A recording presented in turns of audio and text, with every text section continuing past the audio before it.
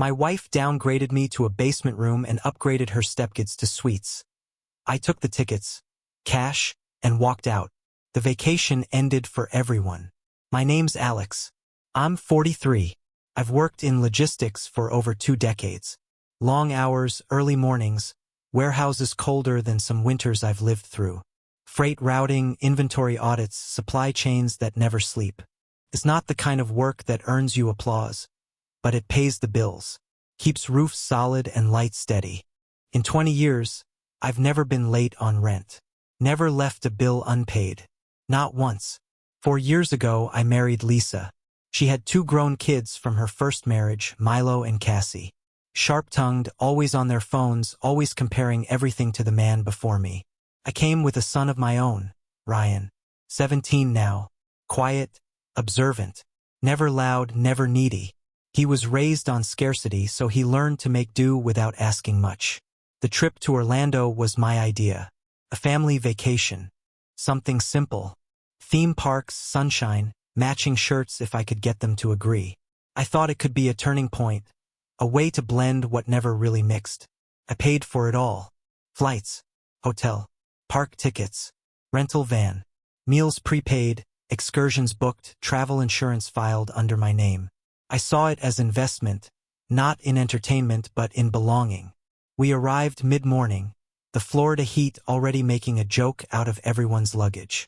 At check-in, Lisa handled the front desk. She smiled, chatted with the receptionist, and when the room keys were ready, she distributed them like a teacher handing out permission slips. Milo and Cassie, 412. Balcony view. Pool's right outside. Ryan, you're in 410. Just next door. Alex? She hesitated, eyes glancing sideways like she couldn't look me full in the face. You're in LL1. I frowned. Lower level? It's just for sleeping, she said. That smile again. Thin. Unapologetic. You don't need much, right?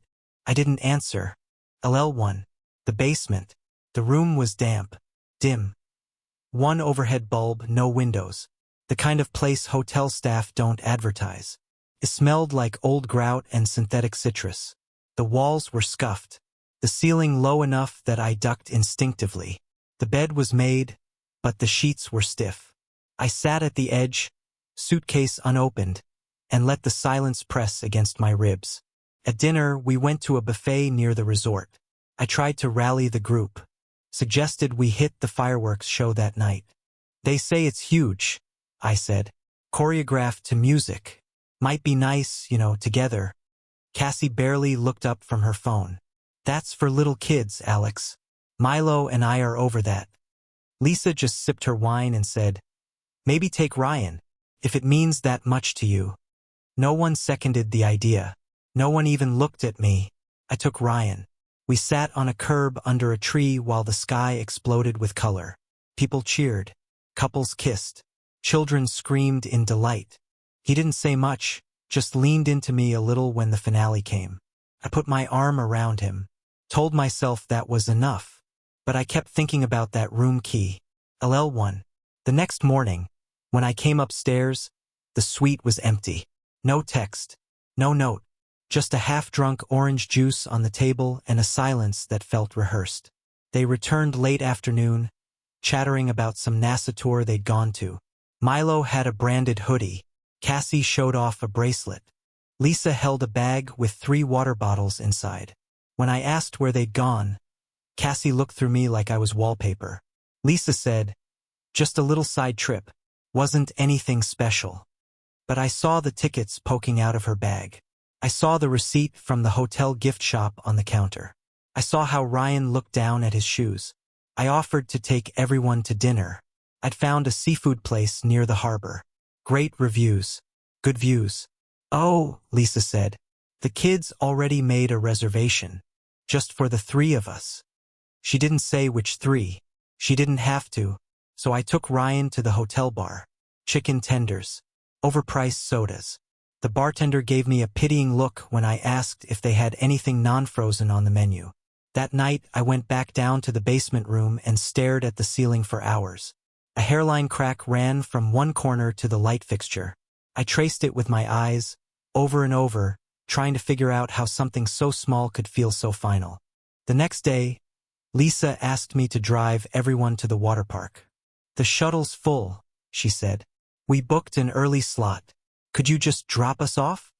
I drove them, 40 minutes through traffic. Milo asleep in the back. Cassie playing music loud enough that Ryan winced. Lisa gave me a quick thank you and a kiss on the cheek when they piled out.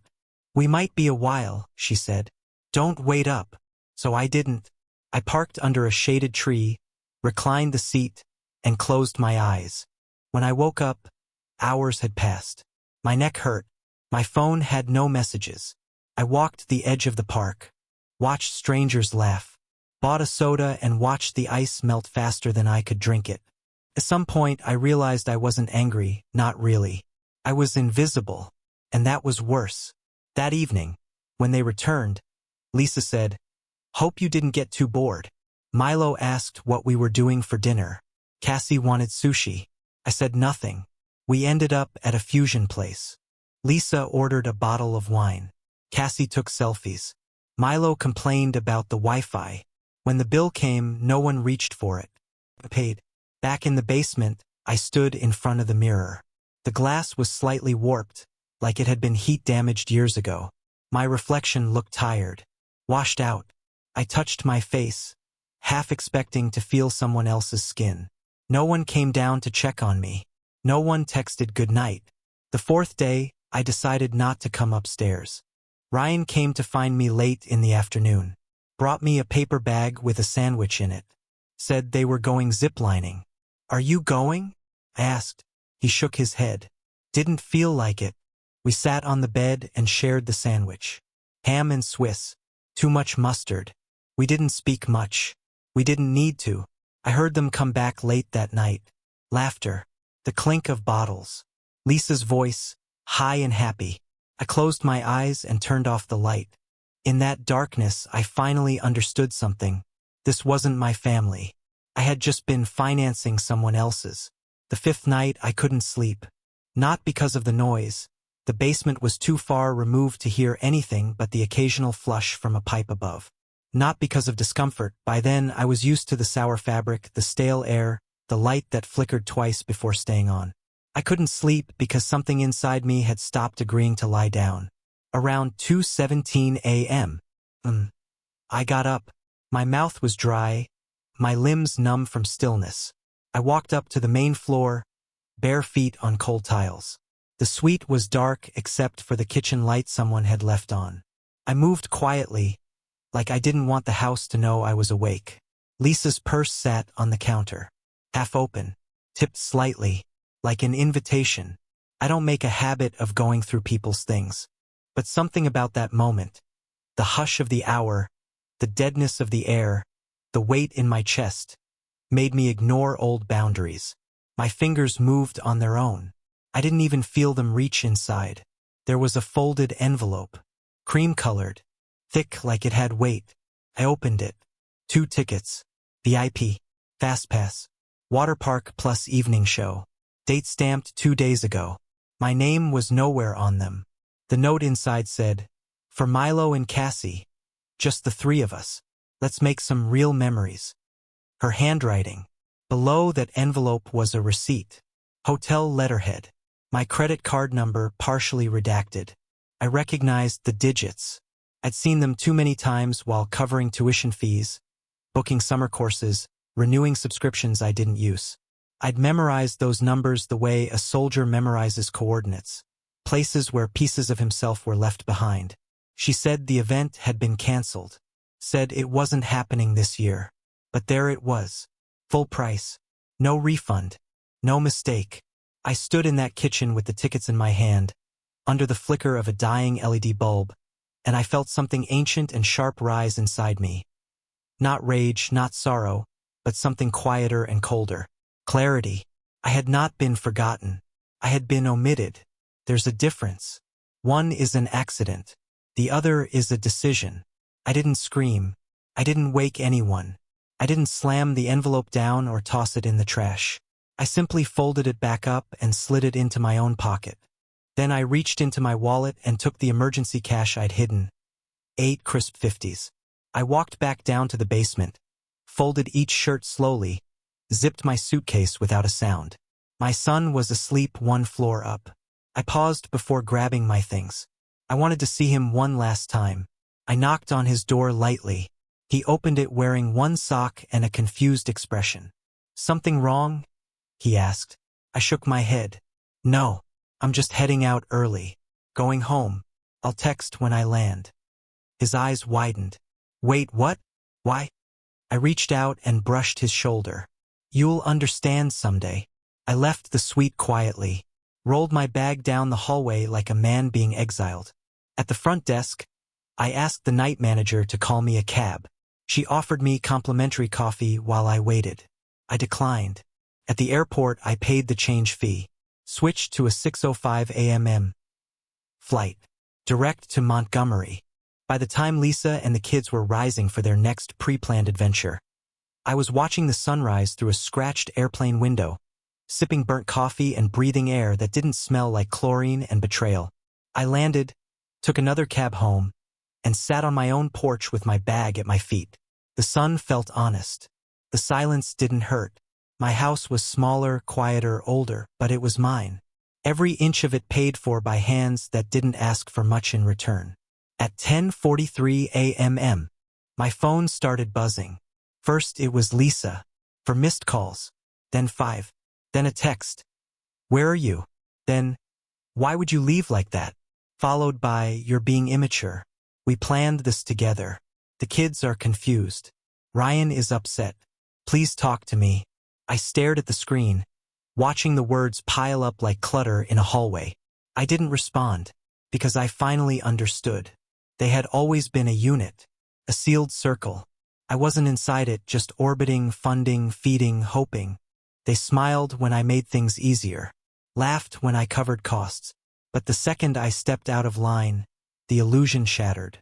I had been welcome only on the condition of silence, of compliance. Later that day, I got a message from Ryan. "Dad, I get it.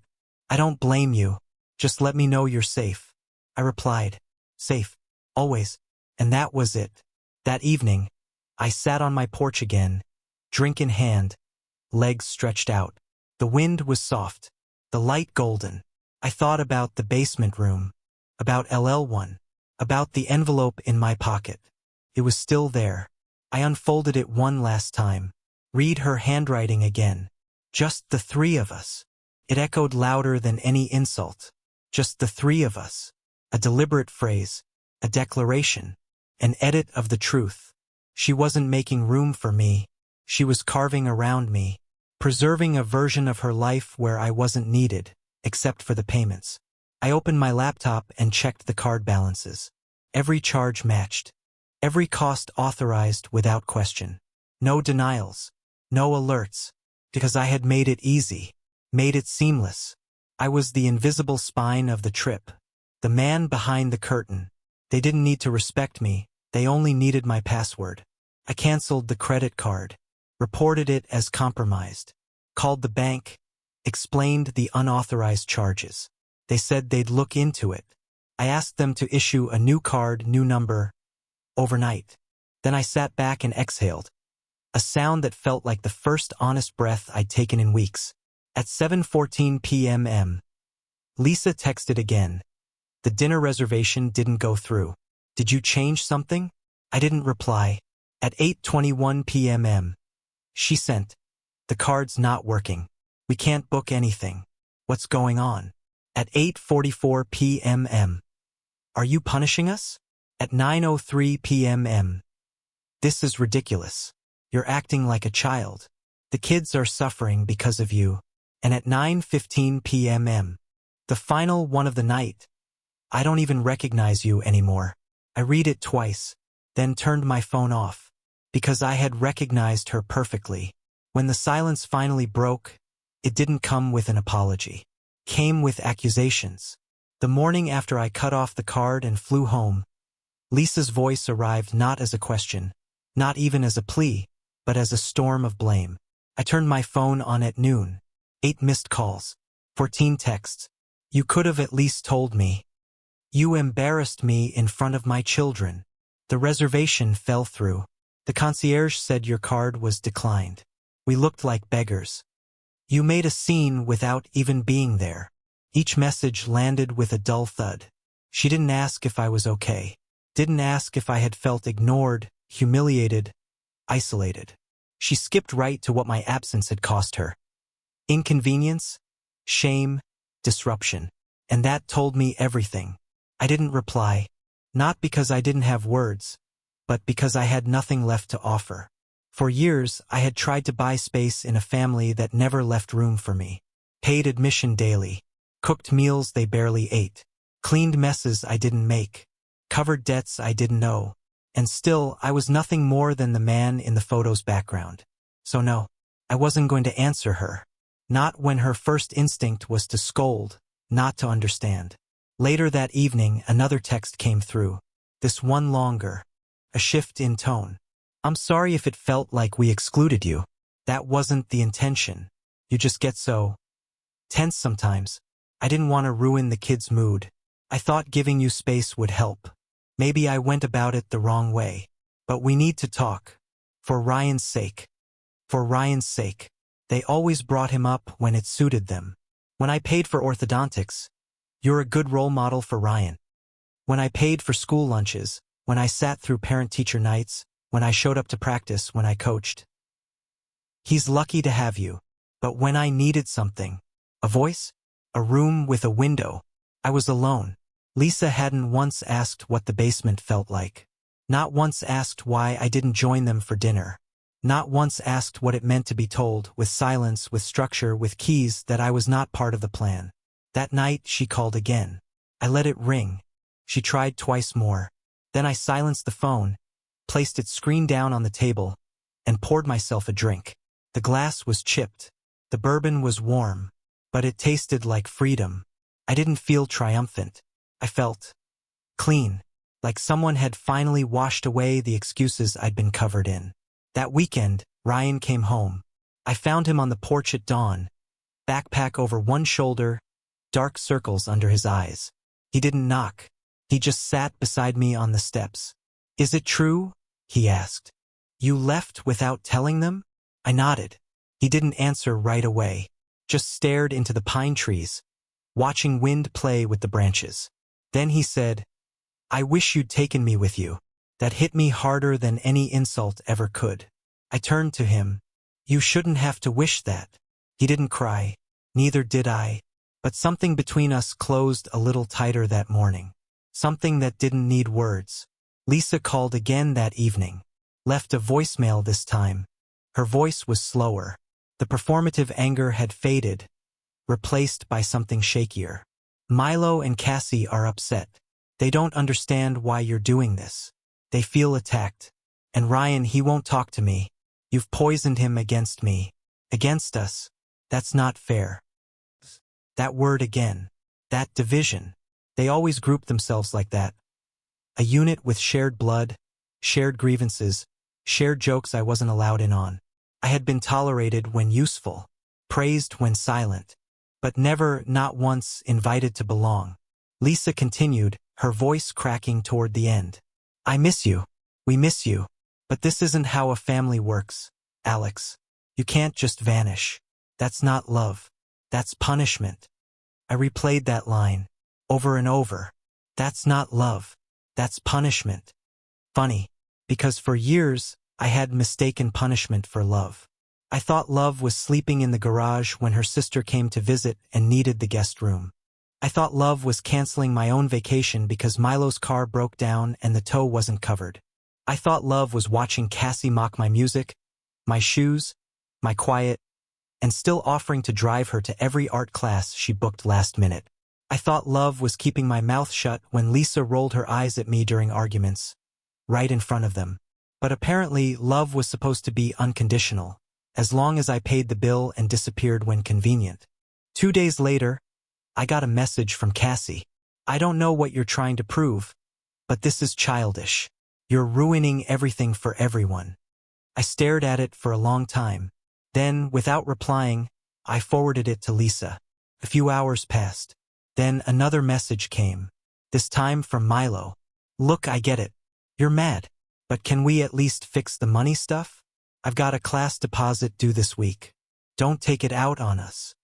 No apology. No acknowledgement. Just fix the money stuff.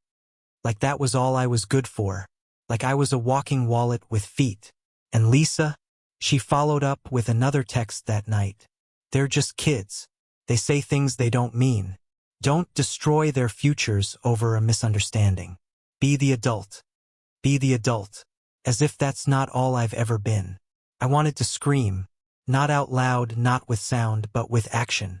I wanted to pull every thread they had sewn through my bank account. I wanted to cancel every automatic withdrawal, every co-signed lease, every parent login I had access to. But I didn't. Not yet. Because I didn't need revenge. I needed release. That week, I closed a joint savings account Lisa and I had opened a year into our marriage. The one I kept funding while she focused on healing after being laid off. I moved the balance, every cent I had put in, into a new account under my name only. She noticed, texted immediately. Why would you do that? That was ours. I typed back one word. Mine. She didn't reply. A few days passed. Quiet. Like the eye of a storm. Then Cassie messaged Ryan. He showed me reluctantly. She wrote, "Tell your dad we didn't mean it like that. We thought he understood. We're not trying to hurt him. But Mom's freaking out. She says we might not be able to afford your school stuff now. And Milo's job doesn't cover much. Things are tight. Maybe just talk to him?" Ryan asked me if I wanted to respond. I said no. He didn't push. I think he understood something they never did. Love isn't proven by how much you give. It's proven by what people do when the giving stops. I spent the rest of that day going through old paperwork. Saw receipts from a year ago, new laptop for Cassie. Check. Summer tuition deposit for Milo. Check. Lisa's dental work when her insurance lapsed. Check. Tens of thousands. All drawn from my account. All justified as love. But what I remembered more than the transactions were the silences. No thank you notes. No gratitude. Just expectation. Just appetite. And now that the faucet was off, they were parched. That night, I stared at the ceiling again. My own ceiling this time. No cracks. Just the familiar texture I'd helped paint myself. And I thought maybe this is what healing feels like. Not joy. Not relief. But stillness. Like a wound no longer bleeding. And in that stillness I made a decision. I would not go back. Not to the house. Not to the role. Not to the life where I was loved only in theory, valued only in silence. They had spoken their truth. Now they could live in it. It began with an envelope. Not from Lisa. Not from Milo or Cassie. Not even from Ryan, though by then he'd started asking fewer questions and sitting with me in silence longer than most boys his age could tolerate. No, it came from the bursar's office of a private college in Charleston. Postmarked, typed, crisp. The kind of letter that doesn't need to be opened to deliver its message. I already knew what was inside. Payment overdue. Milo's tuition. The one Lisa insisted they'd figure out together. The one I had paid in full for 2 semesters straight. The one attached to a major Milo didn't care about and grades he barely passed. The one he never thanked me for. I unfolded the paper slowly. Let each line breathe. Final notice. Account balance. Risk of withdrawal. The phrases stacked like bricks. Cold, bureaucratic, permanent. 2 days later, another envelope arrived. This one from the housing office. Cassie's apartment lease renewal. Co-signed by me last summer. Lisa had called it temporary. Just until Cassie got on her feet. The same Cassie who mocked my cooking. Rolled her eyes when I asked her to take her shoes off in the house. And once told Ryan, in front of me, "Your dad tries too hard. Unpaid rent. Late penalties. Threat of eviction." The bill was coming due. Not just financially, spiritually. Lisa texted again. Her tone had shifted from indignant to desperate. "I didn't realize how much you were covering. I thought we were splitting more than we were. Maybe I wasn't keeping track." That was the kindest lie she'd told me in 4 years. Because she knew.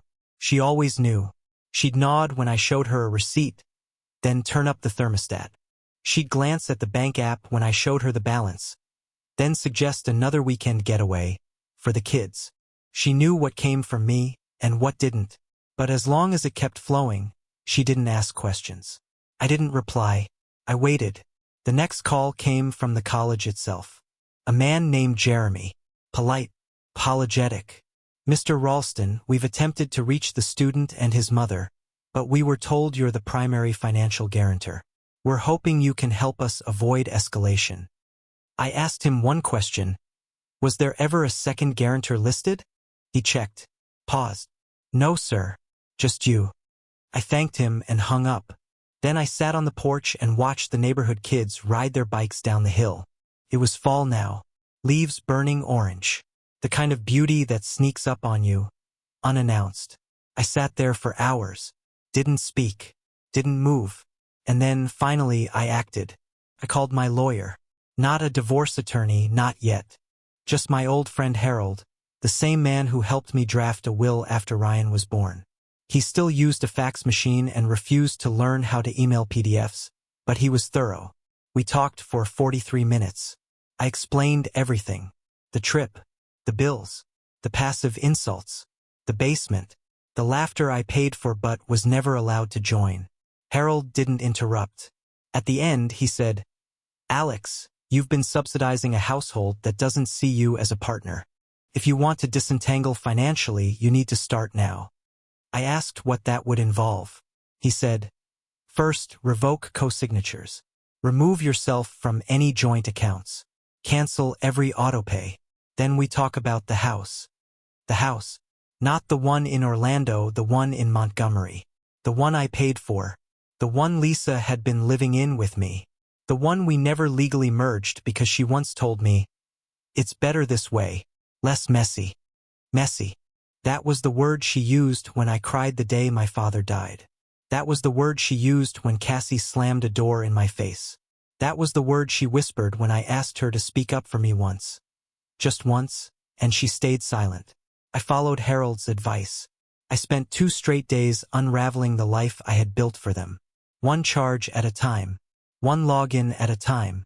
Ryan helped me. He didn't say much. Just sat nearby, laptop open, researching forms I didn't know I needed. We canceled Cassie's co-signed lease. Withdrew from Milo's tuition plan. Notified the landlord. Removed Lisa from the utility bills. Every click was a breath of clean air. Lisa called during the process. I didn't answer. She texted instead. You're hurting people who depend on you. I read that one twice. Saved it. Filed it in a folder I titled Proof. Later, she left a voicemail. Her voice raw. You're tearing apart a family. All because you couldn't handle being left out for one weekend. This is bigger than you. No, this was exactly me-sized. This was every ignored suggestion. Every scoffed request. Every family photo where I stood at the edge like a stranger. This was my name used to book trips I wasn't invited on. My savings funding dreams I wasn't allowed to share. This wasn't punishment. This was exit. A week passed. Then came the knock at the door. Not a pounding, a gentle one. Too soft to be urgent. I opened it and found Lisa standing there. Alone. Her hair unbrushed. Makeup absent. She looked smaller than I remembered. Can we talk? She asked. I stepped aside. She sat on the couch like it belonged to someone else. Didn't ask for water. Didn't meet my eyes. I didn't know it had gotten this bad, she said. I didn't speak. I thought you were okay. I thought you were just quiet. I stayed quiet. She exhaled hard. They're struggling. Milo's talking about dropping out. Cassie might have to move back home. We weren't prepared for this. That word again. Still drawing lines. Still putting me on the outside. I finally spoke. Did you ever think I was struggling? She blinked. You never said anything. Would it have mattered? She opened her mouth. Closed it again. I stood. I was sleeping in a basement while my wife toasted champagne with her kids in Ocean View Suites. It wasn't like that. It was exactly like that. And the worst part? You knew. And you didn't care. Not until the money stopped. She stood too. I care. I always cared. I stepped closer. Not menacing, just steady. You cared about what I could give, not who I was. Her voice trembled. You're the man I love. No, I said. I was the man you rented. Her face crumpled. I didn't ask her to leave. She did it herself. Quiet. No slammed doors this time. Just the soft shuffle of someone who finally saw the line they helped draw. I watched her drive away from the window, her car smaller with each passing second. The house was silent again. Ryan walked in from school a few minutes later. He looked at me. Was that her? I nodded. Is she coming back? I shook my head. He didn't seem surprised. He set his backpack down, grabbed a soda, and sat across from me. I don't know what happens next, I admitted. He sipped. Whatever it is, it'll be honest. That night we ordered pizza, watched an old western, the kind with dusty roads and quiet men, the kind where the hero doesn't say much, but every word matters. I thought about all the birthdays I funded, all the clothes I bought, all the hours I spent waiting in cars while they laughed inside. And I felt empty, but not hollow, emptied, cleansed, like a room after the storm. I lay in bed that night and stared at the ceiling. No cracks, no mildew, no guilt, just space, and silence, and the sound of my own breath finally audible.